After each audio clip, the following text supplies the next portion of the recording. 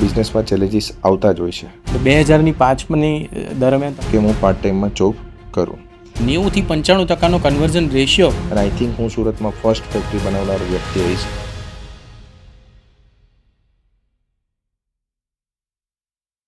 નમસ્કાર, મારું નામ Samir Desai and I am the director and cofounder of the Franchise Insider. The Franchise Insider ભારતની એક લીડિંગ ફ્રેન્ચાઇઝ એડવાઇઝરી કંપની છે, જેમણે 400થી વધારે લઘુ, મધ્યમ અને લાર્જ બિઝનેસીસને ફ્રેન્ચાઇઝ મોડેલ ડેવલપમેન્ટ અને એક્સપાન્શનમાં હેલ્પ કરી છે. આજે એક અનુભૂતિ વિશે હું વાત કરીશ, જેનું નામ સુગંધ. ચોમાસાની ઋતુમાં પ્રથમ વરસાદમાં આવતી ભીની માટીની સુગંધ, શિયાળાની ઋતુમાં ઠંડીની મજાની મહેકતી સુગંધ, પાનખરની ઋતુમાં આવતી ખરી પડેલા ફૂલ છોડની સુગંધ અને ઉનાળામાં ધગધગતા તાપની સુગંધ. સુગંધ આપણા જીવન સાથે જોડાયેલો એક સરસ મજાની અનુભૂતિ છે. તો આજે આપણા જે ગેસ્ટ છે એ પણ સુગંધના વ્યવસાય અને બિઝનેસ સાથે જોડાયેલા છે. ના, એમનો ફૂલોનો વ્યવસાય નથી, પરંતુ એમનો બિઝનેસ છે પરફ્યુમનો. આજે આપણા ગેસ્ટનું નામ છે સાગરભાઈ બુદ્ધદેવ અને જેમની બ્રાન્ડ છે સાગર પરફ્યુમ.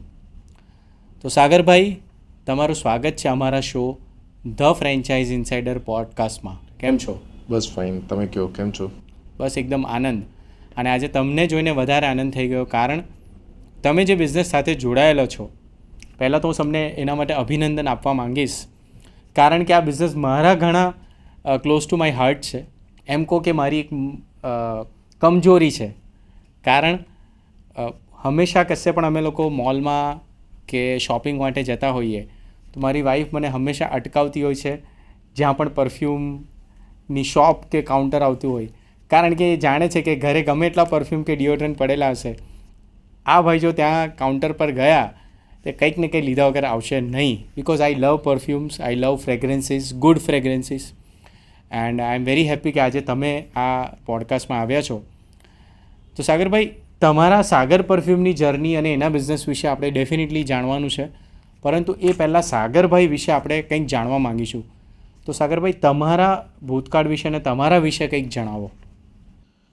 ફર્સ્ટ ઓફ ઓલ, તમારી જે વાત કરો છો કે તમારા દિલની નજીક પરફ્યુમ છે, તો આજે ભારતની 150 કરોડની જે વસ્તી છે એની નજીક પણ પરફ્યુમ એટલું જ છે. આજે લોકો પરફ્યુમને એટલા દિલથી પસંદ પણ કરે છે અને વર્લ્ડ વાઇઝ પણ પરફ્યુમ લોકો પસંદ કરે છે.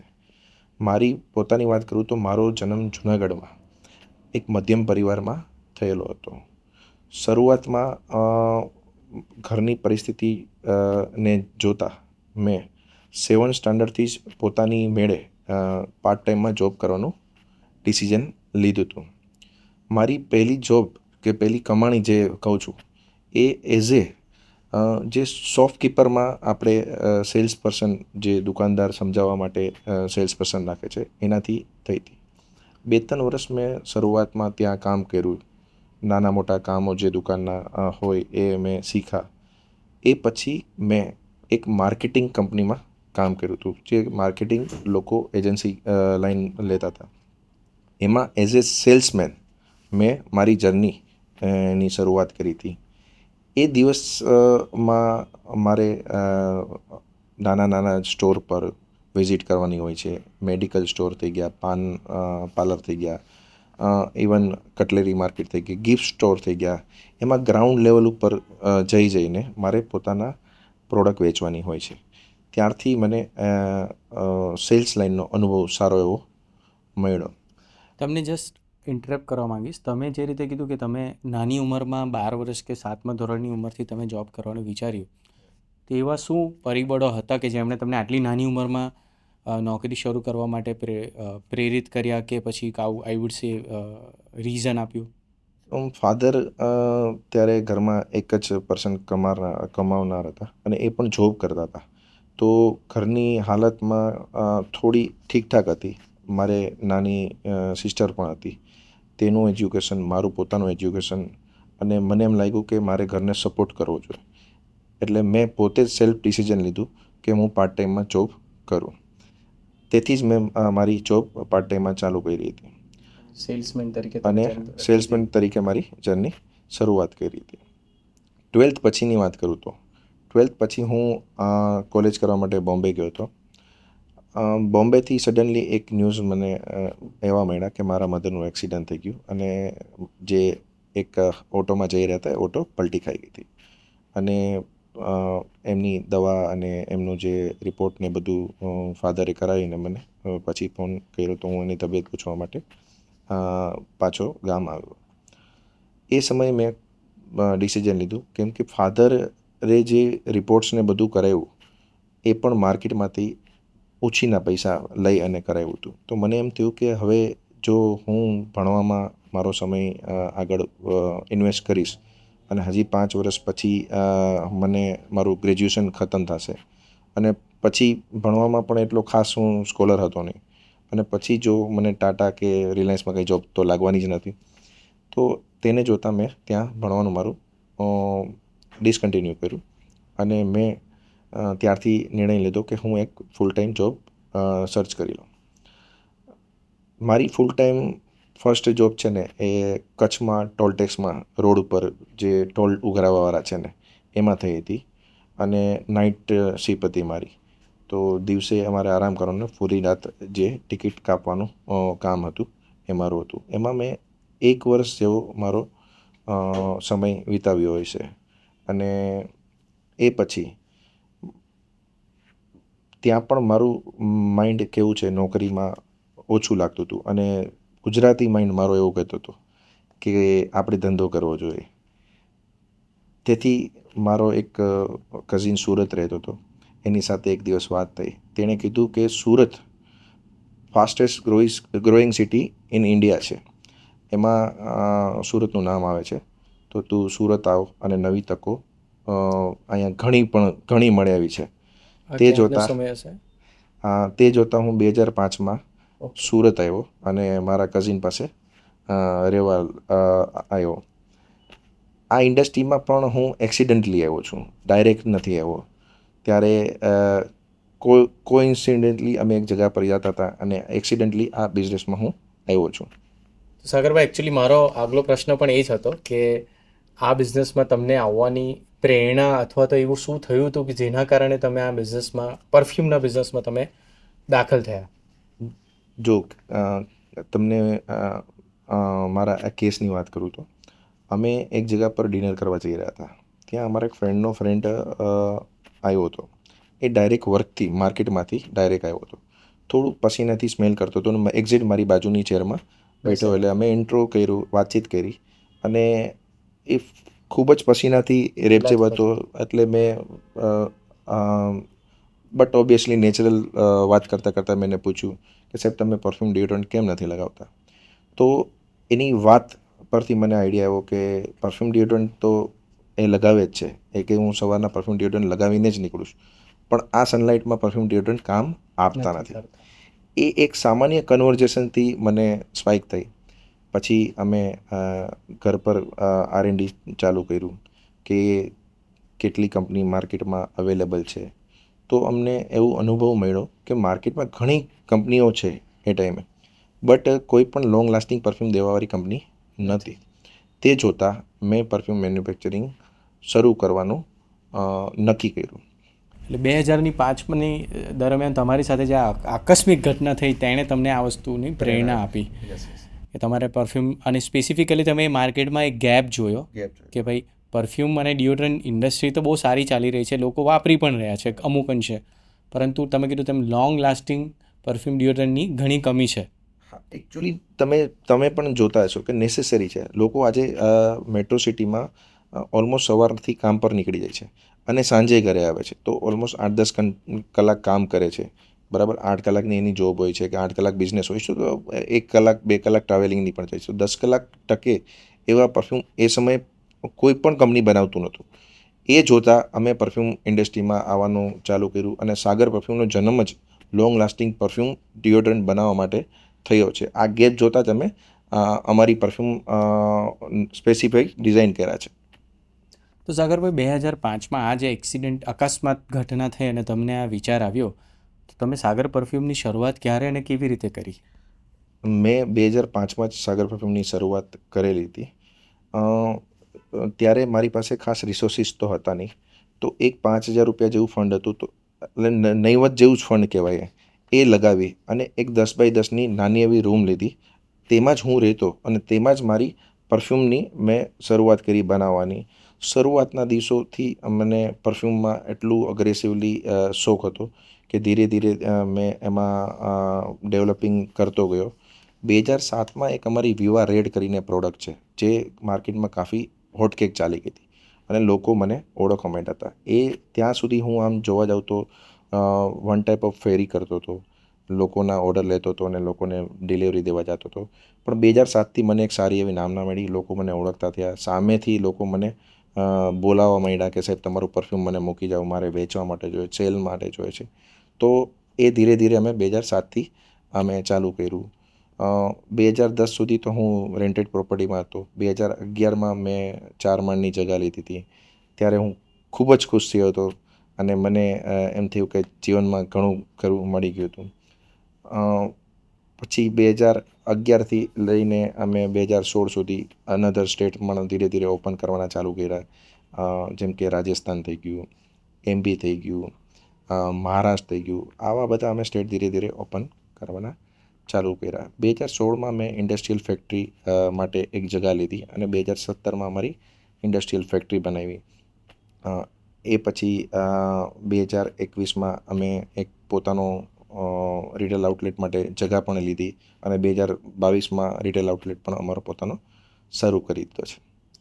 19 વર્ષ દરમિયાન તમે ઘણું અચીવમેન્ટ કર્યું. તમે પોતાની ફેક્ટરી નાનીથી લઈને મોટી કરીને આજે તમે B2Bમાં, જ્યાં સુધી હું સમજુ છું, લગભગ 10 જેવા રાજ્યોમાં તમારો સ્ટોક ઓલરેડી જાય છે અને તમે હવે રિટેલ સ્ટોર પણ પોતાનો સક્સેસફુલ રન કરી રહ્યા છો, મતલબ B2Cમાં પણ તમે આવી ચૂક્યા છો. હા, અમે 10 અત્યારે સ્ટેટ કરેલી છે ઓલમોસ્ટ નાના મોટા, અને એક જગ્યા એક્સપોર્ટ પણ કરી રહ્યા છે અને એક અમે રિટેલ આઉટલેટ પણ અમારો ખુદ પોતાનો પણ બનાવી લીધો છે અને નેક્સ્ટ યરમાં હજી એક અમે રિટેલ આઉટલેટ ખુદનો ઘરનો પોતાનો બનાવવા જઈ રહ્યા છે.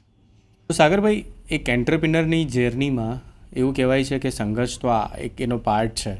એટલું બિઝનેસ અને રિસ્ક એકબીજા સાથે હંમેશા જોડાયેલા જ છે. તમારી 19 વર્ષની જર્ની દરમિયાન ડેફિનેટલી ઘણા બધા ચેલેન્જીસ તમને આવ્યા હશે. થોડું એના વિશે મારે જાણવું છે. ઉપરાંત એ તમે કેવી રીતે ઓવરકમ કર્યા એના વિશે પણ કંઈક જણાવો. જો ચેલેન્જીસની વાત કરું તો બિઝનેસમાં ચેલેન્જીસ આવતા જ હોય છે અને એને આપણે એક બિઝનેસ માઇન્ડથી એને સોર્ટ આઉટ કરવા જ જોઈએ. મારી ચેલેન્જીસની વાત કરું તો શરૂઆતમાં અમારી પાસે ફંડ જ નહોતું અને 5,000 રૂપિયા જે લગાવ્યા હતા, એટલે એક દ્રષ્ટિએ જોવા જાવ તો કોઈ પણ જાતનું ફંડ જ નહોતું. ત્યાંથી મેં મારી જર્ની શરૂઆત કરી હતી. શરૂઆતના દિવસો ખૂબ જ સંઘર્ષમય રહ્યા હતા.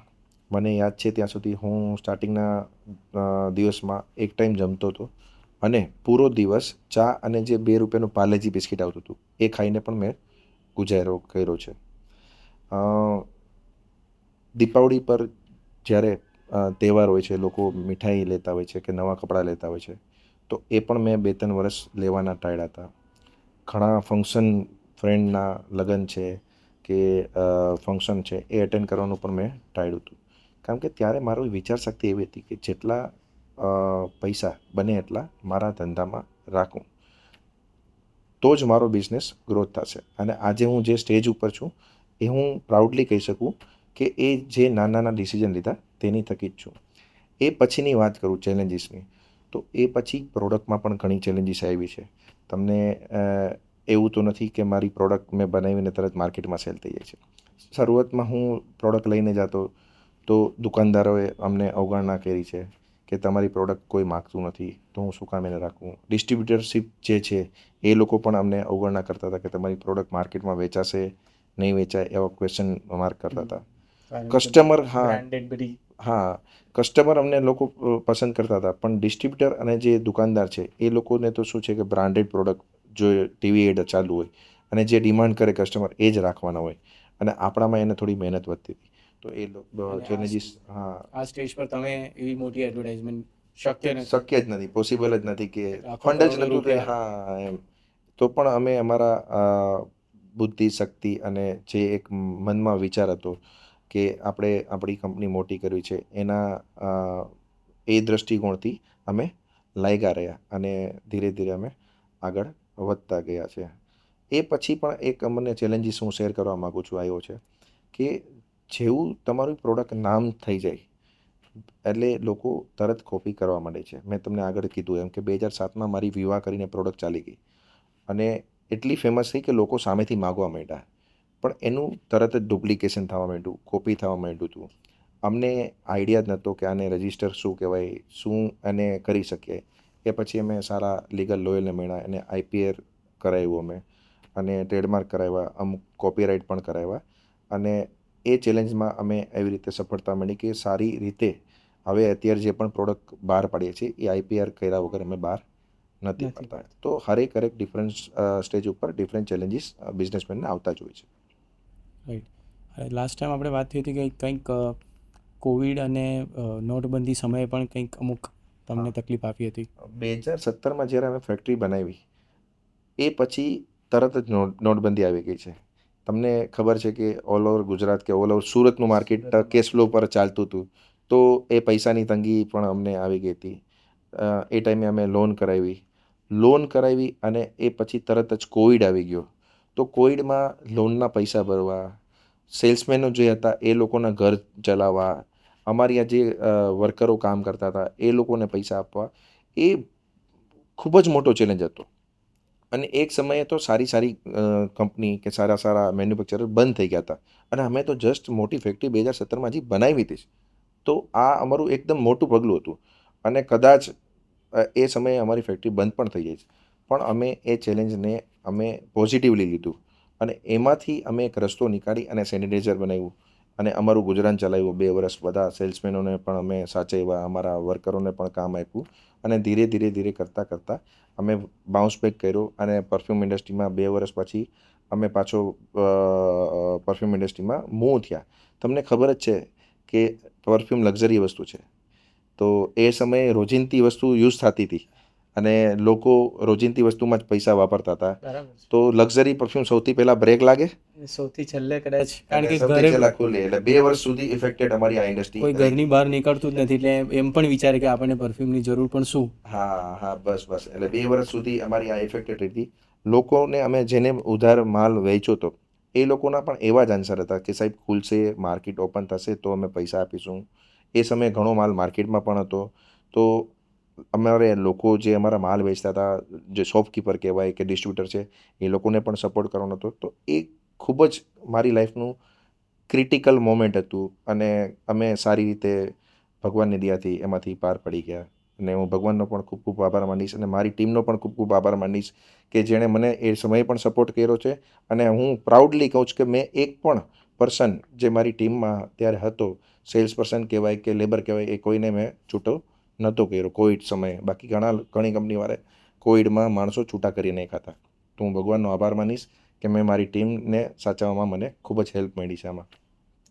સાગરભાઈ, તમારી વાત સાથે ખરેખર હું પણ રિલેટ કરી શકું છું, કારણ કે આટલી બધી ચેલેન્જીસ જીવનમાં ખાસ કરીને એન્ટરપ્રિનરને ડેફિનેટલી આવતી હોય છે અને અમુક પીરિયડ જે તમે કહ્યા છે કોવિડથી લઈને આ બધા તે સ્ટેજનો હું પોતે પણ સાક્ષી રહ્યો છું અને તમે અભિનંદનને પાત્ર છો કે જે તમે આવા સમયમાં પણ તમે સસ્ટેન રહ્યા, બિઝનેસને પણ સસ્ટેન કર્યો, ઉપરાંત તમે તમારા વર્કરો સાથે કોમ્પ્રોમાઇઝ નહીં કરીને એમને પણ તમે સાચવ્યા.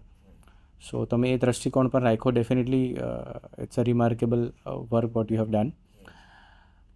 હવે મારે તમારા વિશે, આ તો ચેલેન્જીસની વાત થઈ સાગરભાઈ, કંઈક એ જણાવો કે તમારી જર્ની દરમિયાન એવા ઘણા બધા માઇલસ્ટોનવાળા પીરિયડ આવ્યા હશે જ્યારે તમને એમ લાગ્યું કે નહીં, આઈ હેવ અચીવડ સમથિંગ. કંઈક એવી સક્સેસ સ્ટોરીઝ આ 19 વર્ષ દરમિયાન ઘણી થઈ હશે, કંઈક એના વિશે જણાવો. જો અચીવમેન્ટ તો જીવનમાં ઘણા બધા અલગ પ્રકારના મળતા જ રહેતા હોય અને માઇલસ્ટોન તો મારા હિસાબે સમયે ચેન્જ થતું હોય.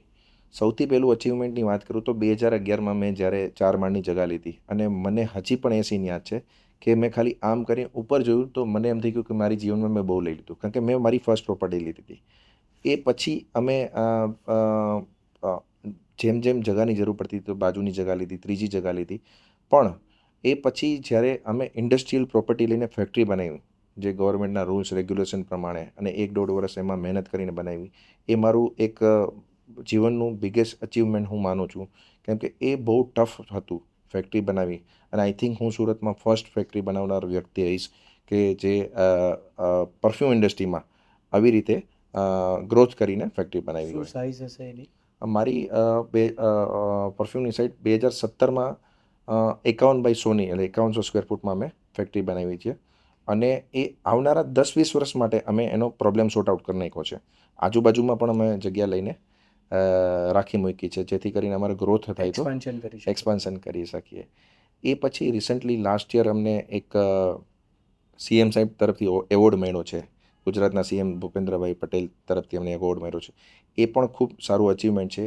એનાથી અમને અમારા જે કોમ્પિટિશનવાળા છે એ લોકોએ પણ અમને ખૂબ જ અભિનંદન આપ્યા છે. એ પણ એક સારો મતલબ કે અચીવમેન્ટ છે. હમણાં હું એક રિસન્ટલી આ યર પણ એક ઇવેન્ટમાં ગયો હતો. એમાં રાજસીમાની સર સાથે યુટ્યુબર છે ફેમસ, એની સાથે મારું કન્વર્ઝેશન થયું હતું. એ પણ ખૂબ જ વાયરલ થયું હતું. એ પણ મને એના પછી પણ લોકોનો ખૂબ જ પોઝિટિવ રિસ્પોન્સ મળ્યો છે. લોકો મને જ્યાં પણ જોવે છે તો ત્યાં મારી સાથે સેલ્ફી પડાવવા માટે ઊભા રહી જાય છે. મારા સ્ટોર પણ લોકો મારી સાથે સેલ્ફી પડાવે છે. તો એ પછી એક અલગ માઇલસ્ટોન લાગે કે ચલો આપણે થોડા પોપ્યુલર થયા. તો આ જીવનમાં નાના મોટા માઇલસ્ટોન મતલબ છે, અને હજી પણ મારા માઇલસ્ટોન ધીરે ધીરે આગળ વધતા હોય છે. એ વિડીયો ક્લિપ તો મેં પણ જોઈ છે અને બહુ સરસ છે, જેમાં રાજ શમાની પોતે તમારો ટર્ન ઓવર સાંભળીને એમ કહે છે કે ऑलरेडी बोले आप अच्छा कर रहे हो, इसको आप कम बोल रहे हो, बट यू सेड कि नहीं, विजन बहुत बड़ा है, इससे बहुत बड़ा टर्नओवर 500 करोड़ का टर्नओवर करने का विजन है, and it's a wonderful clip, definitely I appreciate that. હવે તમે એક મૂળભૂત પાયા સ્ક્રેચથી તમારા જે આ બિઝનેસની શરૂઆત કરી અને આખી આ સંઘર્ષની ગાથામાં તમે આટલું બધું અપડાઉન જોયા અને આજે તમે 19 વર્ષમાં બિઝનેસને આ સ્ટેજ પર લઈને આવ્યા છો. સાગરભાઈ, આજની યુવા પેઢી જેને એન્ટરપ્રિનરશિપમાં આવવું છે, ક્યાં તો જોબ છોડીને અથવા તો પ્રથમ બિઝનેસ પોતાનો એન્ટરપ્રિનરશિપથી શરૂ કરવાની ઈચ્છા રાખે છે, એને તમે શું મેસેજ અથવા તો એડવાઇસ આપવા માંગશો? જો સૌપ્રથમ તો આજની જે યુવા જનરેશન છે ને એ ખૂબ જ ફાસ્ટ છે. આમ જોવા જઈએ તો મારા સનને બધા જે કહે છે 5G જનરેશનના છોકરાઓ છે. તો આ લોકોને Gen Z. હા, જેન્ઝી છે એમ, અને ખૂબ જ મતલબ એક્ટિવ છે એમ. મતલબ આપણે એપ્રિશિએટ કરવું જોઈએ. જેટલું આપણું નોલેજ છે એના કરતાં એ લોકો પાસે ફાસ્ટ નોલેજ છે. હું ખાલી યંગસ્ટરને એક જ સલાહ આપું છું કે તમે જીવનમાં જે પણ કામ કરો એ છે ને તમારું ફાઇટિંગ સ્પિરિટથી કરો. એક તમારા માઇન્ડમાં ફાઇટિંગ સ્પિરિટ હશે તો તમને કોઈ પણ પ્રશ્નનું સોલ્યુશન મળતું રહેશે. તો એક ફાઇટિંગ સ્પિરિટથી તમે જે પણ કામ કરો એને આગળ વધારતા રહો. આ એક જ મારી પર્સનલ સલાહ છે.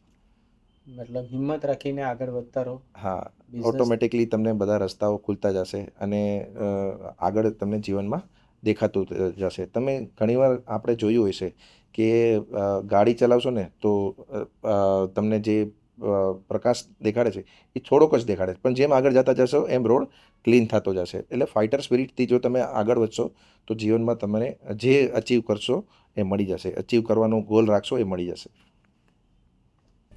તો સાગરભાઈ, એવું સાંભળ્યું છે કે પરફ્યુમ બિઝનેસમાં ક્લાયન્ટનો જે કન્વર્ઝન રેશિયો છે એ ઘણો સારો છે. શું એ સાચી વાત છે?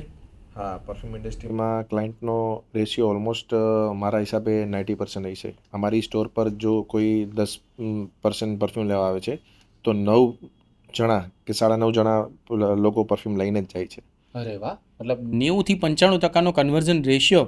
હા, એક્સેલન્ટ. કારણ કે અમે મલ્ટિપલ કેટેગરી ઓફ બિઝનેસીસ સાથે કામ કરીએ છીએ, બટ આજ સુધી 90% કન્વર્ઝન રેશિયો પ્રોડક્ટ બેઝ બિઝનેસમાં તો કદાચ જ રેરલી મેં સાંભળ્યું હશે આજ સુધીમાં. શું કારણ એનું એવું? મતલબ એમના બે મુખ્ય કારણ છે. એક તો આજકાલ પરફ્યુમ લોકોનો શોખ બની ગયો છે અને રૂટીન લાઈફમાં આવવાનું ચાલુ થઈ ગયું છે.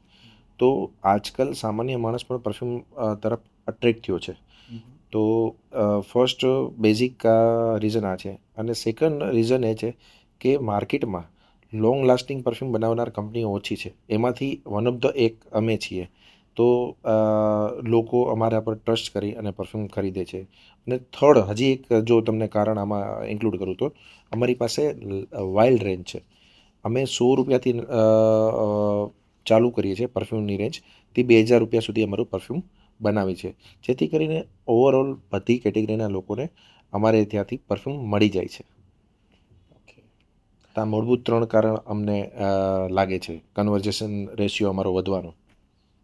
અને કદાચ અમુક અંશે પેલું કહેવાય ને કે પેલા એવું કહી શકાય કે એક સુગંધ એક એવી વસ્તુ છે કે આપણા અમુક જ્ઞાન તંતુઓ કે ન્યુરોન્સ પર બી એક બહુ ડાયરેક્ટ ઇમ્પેક્ટ હોય છે. તો કદાચ એ એક બાયોલોજિકલ કારણ પણ હોય કે તમારા આઉટલેટ પર આવે ને આટલી બધી સુગંધોમાં એક જાતે ગુમ થઈ જાય અને ડેફિનેટલી કંઈક ને કંઈક ખરીદવા માટે મજબૂર થઈ જાય. જનરલી છે ને પરફ્યુમ છે ને એ તમને એક પોઝિટિવ વાઇબ આપે છે. અને આમ જોવા જાઓ ને તો તમે પોતે પણ અનુભવ કર્યો હશે કે કોઈ પર્સન સાથે તમે મળશો અને એ થોડી પણ બેડ સ્મેલ કરતો હશે અને કોઈ પર્સનને મળશો એ જે સ્મેલ કરતો હશે એની બાજુમાં તમને બેસવું વધારે ગમશે. એટલે આજકાલના યંગસ્ટર કે આજકાલના લોકો એ સમજી ગયા છે અને એની પોતાની પોઝિટિવ વાઇબ પોતાને પણ જોતી હોય છે પૂરા દિન મહેકવા માટે. એટલે રેગ્યુલરમાં અત્યારે પરફ્યુમ લોકો યુઝ કરવા લાગ્યા છે. કરેક્ટ. સાગરભાઈ, તમારી પોતાની ફેવરેટ ફ્રેગ્રન્સ કઈ? મારું અત્યારનું હોટકેક જે સેલિંગ છે જાવા, એ જ મારી પોતાની ફેવરેટ સ્મેલ છે. કેમ કે એ ફ્રેશનેસ નોટ આપે છે અને એની એક અંદર કહેવાય ને કે ક્યુરોસિટી પેદા કરે છે બાજુવાળાને, જેથી કરીને લોકો એ રિપીટ પરચેસ પણ કરે છે મારી ત્યાંથી અને મને પણ એ પોતાને પર્સનલી બહુ પસંદ છે જાવા. Right. Now coming to franchise part. જેમ તમે 2 વર્ષ પહેલાં તમારા રિટેલ આઉટલેટની શરૂ કરી અને ડેફિનેટલી તમારું વિઝન હતું જ કે ગ્રેજ્યુઅલી તમે B2Cમાં ફ્રેન્ચાઇઝી એક્સપાન્શન કરવા માંગો છો અને હવે તમે ફ્રેન્ચાઇઝી ઓફર કરવાનું શરૂ પણ કરી દીધું છે. તો ફ્રેન્ચાઇઝી પર આવવાનું ક્યારે અને શા માટે વિચાર્યું? જો અમે લોકો B2Bમાં બિઝનેસ કર્યા હતા, અમારું બિઝનેસ ઓટોમેટિકલી ગ્રોથ થતો હતો. એક કેસ એવો થયો કે એક લેડી કસ્ટમર કેરમાં ફોન કરી અને અમારું ટેગમી પરફ્યુમ છે એ માગે છે. મેં ટેગમી પરફ્યુમ ડેવલપ કર્યું હતું 2017માં. તો એ પરફ્યુમ બધી ₹500 હતું, તો બધી શોપવાળા ઓબ્વિયસલી રાખવાના નથી. તો એ ઇન્ટિરિયર ધુલિયાની આસપાસ કોઈ ગામથી આવતા હતા, તો અમે એને સુરતનું એડ્રેસ આપ્યું. એ 1-2 વાર સુરતની સ્ટોર પર થી પણ લઈને ગયા, જે અમારા રિટેલ ડિસ્ટ્રીબ્યુટર હતા ત્યાંથી. એક દિવસ તેની પાસે પણ નહોતું, એટલે એ અમારી કસ્ટમર કેરમાં વાતચીત કરી અને અમારી ફેક્ટરી પર વિઝિટ કરી એ લોકો અને એની સાથે મેં મુલાકાત કરી. એ અમારી ઓફિસમાં આવ્યા અને એણે મને કીધું કે સાગરભાઈ, તમારી પાસે આટલી બધી રેન્જ છે? મેં તો હા. તો કે આટલી બધી રેન્જ પરફ્યુમમાં એક જ કંપનીની અમે ક્યારેય જોઈ નથી. તો તેના પરથી અમને એક આઈડિયા આવ્યો કે કેમ આપણે એવું ન કરીએ કે એક સાથે એક સ્ટોર બનાવીએ જેમાં આપણી બધી રેન્જ મલ્ટિપલ રેન્જ હોય. કેમ કે દુકાનદારની એક લિમિટ હોય, એ 25 કંપની 50 કંપનીનું કામ મતલબ રાખતી હોય, તો એ 25 કંપનીની બધાની 5-5 રેન્જ રાખતી હોય, તો બધી રેન્જ અમારી ત્યાં હાઇલાઇટ નથી થતી. તે જોતાં અમે 2021માં સ્ટોર પરચેસ કર્યો અને 2022માં એનું ગ્રાન્ડ ઓપનિંગ કર્યું છે. અને એ આજે અમે સફળતાપૂર્વક પહેલાં અલગ અલગ ટેકનિક કરી, માર્કેટિંગ કરી અને સફળતાપૂર્વક ચલાવ્યો અને પ્રોફિટેબલ રન બિઝનેસ થયો. પછી હવે અમે એને એક્સપાન્શન કરવા જઈ રહ્યા છીએ. સો એક કસ્ટમર તમારા જે દૂર રહેતા હતા અને એમણે તમને એક પ્રેરણા આપી, રીઝન આપ્યું રિટેલ સ્ટોર કરવાનું. હવે ફ્રેન્ચાઇઝી પર જવા માટે કઈ વસ્તુએ તમને પ્રેરણા આપી? શું એવા પરિબળો છે કે જેના કારણે તમે ફ્રેન્ચાઇઝી એક્સપાન્શનનું વિચારી રહ્યા છો? જો ફ્રેન્ચાઇઝી એક્સપાન્શન છે ને એ 2 રીતે થાય. મારે ખાલી બિઝનેસ કરવો છે એના માટે ફ્રેન્ચાઇઝી એક્સપાન્શન નથી કરવી. બિઝનેસ તો મને B2Bમાં મળી જ રહી છે, પણ મને મારું એક વિઝન છે કે જો ફ્રેન્ચાઇઝી એક્સપાન્શન થશે તો નવી એજન્સીઓને કામ મળશે, નવા લોકોને રોજગારી મળશે અને એ મારી કંપની સાથે ડાયરેક્ટ એમ્પ્લોયમેન્ટ જનરેટ થશે.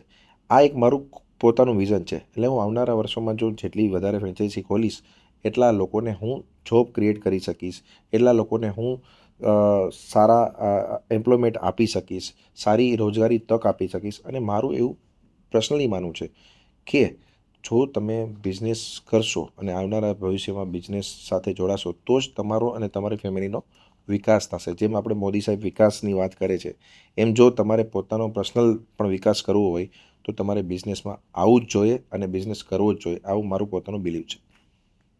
સો તમારી સાથે ફ્રેન્ચાઇઝી તરીકે જોનારને, જે બી વ્યક્તિ જોડાય છે એ જોડાનારને શું શું બેનિફિટ્સ થાય છે, થઈ શકે છે? લોટ્સ ઓફ બેનિફિટ છે અમારા બિઝનેસમાં જોડાવાનો.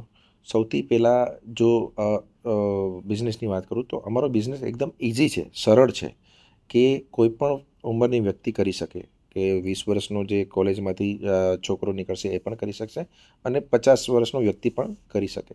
અને સિંગલ હેન્ડેડ એક માણસ રાખીને એક પોતે પોતાની આઉટલેટ ચલાવી શકે છે, કેમ કે એમાં કોઈ પણ જાતનું બીજું કોઈ એક્સ્ટ્રા કોઈ મેન્યુફેક્ચરિંગનો પાર્ટ નથી, કે કોઈ પણ જાતનું ખરીદીનો પાર્ટ નથી.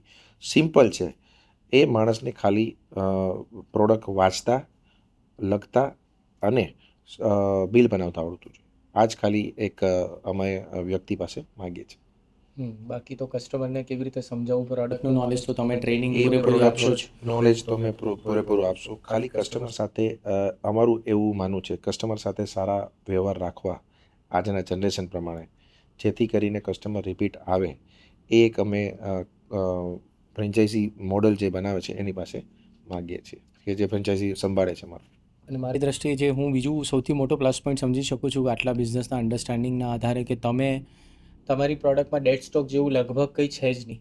કે માલ બગડી જશે 2 મહિનાની અંદર ને ફેંકવો પડે, જેમ અધર પ્રોડક્ટ્સમાં જનરલી હોય છે કે ભાઈ, અથવા એની ફેશન આઉટ ઓફ ફેશન થઈ જાય.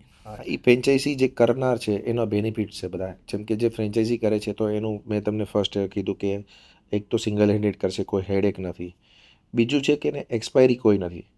આમ ફેશન ઇન્ડસ્ટ્રી છે, પણ 3 વર્ષની એક્સપાયરી આવે છે, અને બાય ચાન્સ કોઈ એકાદ પ્રોડક્ટ ન પણ ચાલી, 3 વર્ષ કોઈ દિવસ માલ વેચાય નહીં એવું બને જ નહીં. તમે પણ જોયું છે 3 વર્ષ કોઈનો માલ પોસિબલ જ નથી.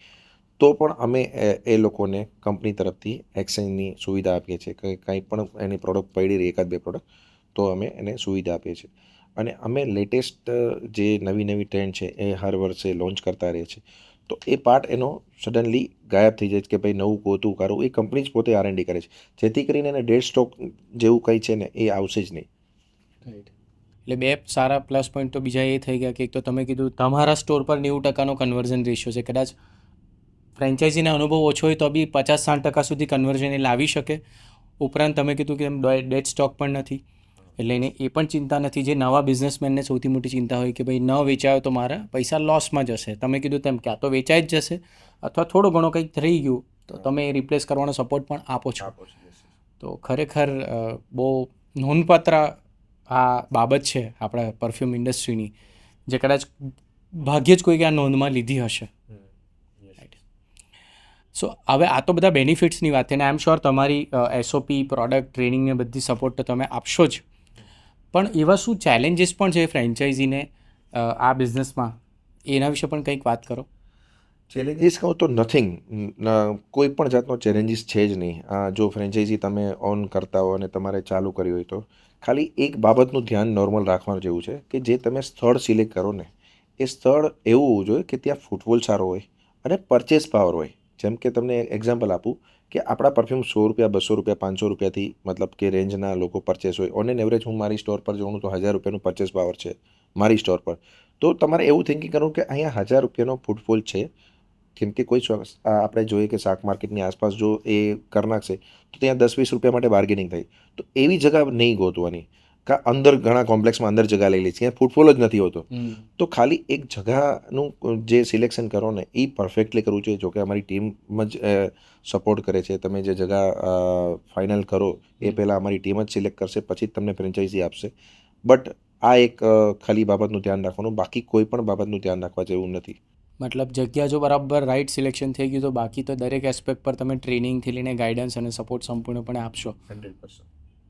કરેક્ટ. તો કોઈક અનુભવ હોવો જોઈએ એવું જરૂરી ખરું તમારી ફ્રેન્ચાઇઝી લેનારને કોઈ પણ પ્રકારનો? ના, ખાસ અનુભવની જરૂર નથી. મેં તમને જેવું પહેલાં કીધું એમ કે કસ્ટમર સાથે રિલેશન બનાવતા એ જે ફ્રેન્ચાઇઝી લે છે એને આવડવું જોઈએ, બાકી કોઈ પણ જાતના અનુભવની જરૂર નથી. ખૂબ જ સરસ વાત. તો સાગરભાઈ, ઓવરઓલ અગર હું વાત કરું આટલી આ તમારા જર્ની દરમિયાન, તો કમ્યુનિટીનો ઓવરઓલ એક્સેપ્ટન્સ અને સપોર્ટ કેવો રહ્યો છે તમારા કરિયરમાં? જો ઓવરઓલ કમ્યુનિટીની વાત કરું તો બધાનો સપોર્ટ ખૂબ જ મળ્યો છે. અને સ્પેશિયલી જો સુરતની વાત કરું તો સુરતનો સપોર્ટ મને ખૂબ જ મળ્યો છે. સુરત પર આમ જોવા જાવ તો સૂર્યદેવ ભગવાનનો હાથ છે, અને સૂર્યદેવની પુત્રી તાપી પણ આપણી નજીક છે. તાપી સુરતમાં જ છે. તો એનો મને ખૂબ જ સપોર્ટ મળ્યો છે.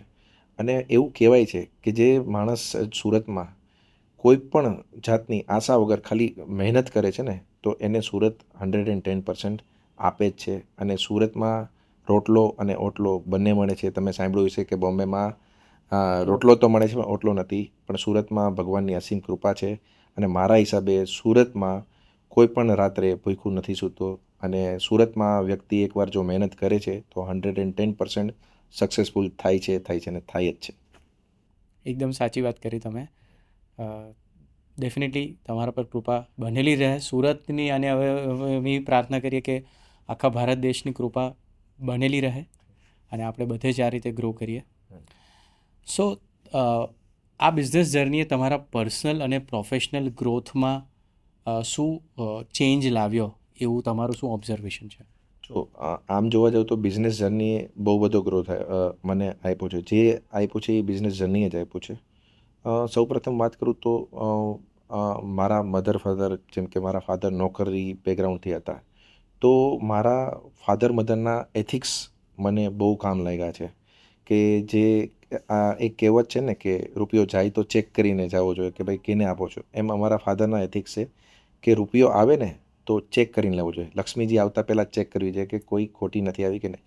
આ એથિક્સ સિવાય જે પણ મને બધું મળ્યું છે એ બધું મારા બિઝનેસની હિસાબે જ છું. અને આજ હું જે બી કહું છું એ મને મળ્યું છે એ મારા બિઝનેસના ઓવરઓલ એક્સપિરિયન્સથી જ મળ્યું છે. સો તમારા હિસાબે એક એન્ટરપ્રિનર કે એક બિઝનેસ ઓનર એને સફળ થવા માટે એવી કઈ મેન્ડેટરી એટલે કે જરૂરી સ્કિલ્સ કે ક્વોલિટી એમાં હોવી ખૂબ જરૂરી છે? આજની વાત કરું તો મારા હિસાબે સૌથી અગત્યની જો ફેક્ટર છે કે તમે જે કામ કરો છો એકવાર ડિસાઈડ કરી લો, એની કન્ટિન્યુટી બહુ મહત્ત્વની છે. કે જીવનમાં અપડાઉન તો આવતા જ રહેશે. જેમ આપણે ECG જોઈશ તો અપડાઉન આવતું જ રહેતું હોય, પણ એને કન્ટિન્યુટીમાં જો તમે ચલાવી રાખશો તો જ તમે સફળતા મેળવી શકશો. એટલે કન્ટિન્યુટી મારા હિસાબે આજના જીવનમાં બિઝનેસમેનને ખૂબ જ જરૂરી છે. જે પણ કામ કરો તમે એને કન્ટિન્યુટીથી આનંદથી તમારા પ્રોબ્લેમને સોર્ટ આઉટ કરતાં જીવનમાં આગળ વધો. સમય સાથે ધૈર્ય સાથે તમે 110% સક્સેસફુલ થશો, એ હું મારા અનુભવથી તમને કહું છું. સાગરભાઈ, આવનારા સમયના તમારા ગોલ્સ અને મહત્વાકાંક્ષાઓ શું? આવનારા સમયની વાત કરું તો હું ઓલ ઓવર ઇન્ડિયામાં 200થી 500 જેટલા આઉટલેટ ખોલવા માગું છું. 30 સ્ટેટમાં મારી ડિસ્ટ્રીબ્યુશનશીપ નેટવર્ક ખોલવા માગું છું. અને સાથે અમે 1-2 જગ્યાએ એક્સપોર્ટ અત્યારે કરી રહ્યા છે. એની સાથે અનધર કન્ટ્રીઝમાં હું એક્સપોર્ટ પણ કરવા માગું છું. ખૂબ જ સરસ. અને આ તમારા ગોલ અને લક્ષ્ય માટે અમારી શુભકામનાઓ તમારી સાથે જ છે. એક ઉભરતા બિઝનેસમેન તરીકે આવનારા ફ્યુચરમાં તમે તમારી જાતને ક્યાં જુઓ છો? જો હું બિઝનેસમેન તો છું, સાથે સામાજિક પણ હું ઘણું એવું વિચારું છું. જેમ કે મારી આ 200-500 જે ફ્રેન્ચાઇઝી થશે તો એમાં લોકોને રોજગારી ઉત્પન્ન થવી જોઈએ. આ મારો મોટિવ છે. પ્રત્યક્ષ અને પરોક્ષ, જેમ કે 500 જેટલી ફ્રેન્ચાઇઝીમાં લોકો જોડાશે તો 1000-2000 લોકો ડાયરેક્ટ જોડાશે. એની સાથે 25-50 એજન્સી પર આઉટલેટથી જોડાશે. તો એક રોજગારી મારો મેઇન ફેક્ટર છે. બીજું, એક્સપોર્ટની કરશું તો આપણો દેશનું પણ ભલું થશે. ઇન્ડિયામાં ઇકોનોમી આપણી મજબૂત થશે, ઇન્ડિયામાં ડોલર આવશે. તો ખાલી બિઝનેસમેનનું એક ફોકસ ન હોવું જોઈએ પૈસા કમાવાનું, સાથે સામાજિક પણ ફોકસ લઈને ચાલવું જોઈએ, એવું મારું પોતાનું બિલીફ છે. ખૂબ જ સરસ તમારો લક્ષ્ય અને તમારો ફ્યુચર પ્લાન છે સાગરભાઈ. કારણ કે તમે માત્ર ને માત્ર ડેફિનેટલી એક બિઝનેસમેનની તમે ઘણા એગ્રેસિવ છો તમારા ગોલ્સ પ્રત્યે, જે હોવું જ જોઈએ. પણ તમે સાથે એ જે ઉદ્દેશ્ય રાખ્યો છે કે તમે સમાજનું ભલું કરો બાય ક્રિએટિંગ મેક્સિમમ એન્ટરપ્રિનર્સ, અને એન્ટરપ્રિનર્સ થકી ડેફિનેટલી તમે પ્રત્યક્ષ અને પરોક્ષ ઘણી બધી રોજગારી પેદા કરી શકો. કારણ કે આજે આપણી ગવર્મેન્ટ પણ એ સમજી ચૂકી છે કે એન્ટરપ્રિનર ક્રિએટ કરવાથી જ દેશનું ભલું થઈ શકશે. કારણ કે સરકાર પોતે એટલી સક્ષમ નથી એટલી ડાયરેક્ટ રોજગારી આપવા માટે.